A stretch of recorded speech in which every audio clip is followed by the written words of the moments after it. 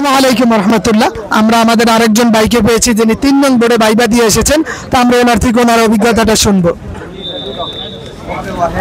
আসসালামু আলাইকুম রহমতুল্লাহ। আমি মোহাম্মদ মনজুর আলম, চট্টগ্রাম জেলা থেকে এসেছি। আমার আজকে বাইবা ছিল সহকারী মাওলানা বিষয় আরবি। আমার বোর্ড ছিল 03A। আমি সালাম দিয়ে প্রবেশ করলাম। স্যারে বসতে বললো, কাগজপত্র দেখলো। তারপর প্রথমে জিজ্ঞেস করলো যালিকাল কিতাবুল লা রাইবা ফি, এর অর্থ কি?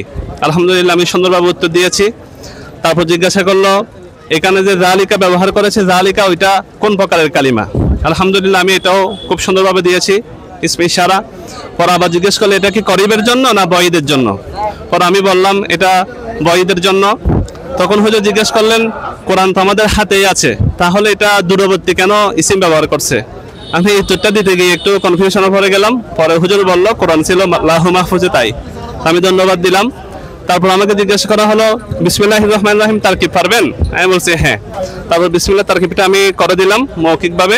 তারপর হুজুর আসতে বললেন, আমি সালাম দিয়ে চলে আসলাম। আসসালামু আলাইকুম ওয়া রাহমাতুল্লাহি ওয়া বারাকাতুহু। শাহজালাল ভাইকে অনেক ধন্যবাদ।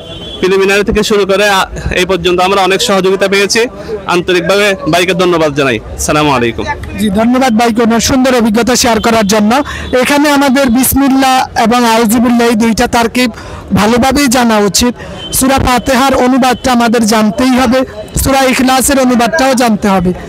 এই 4টা বিষয় কাউকে না কাউকে ধরে, কাউকে না কাউকে যে কোনো দিন আপনি এটা পাবেন।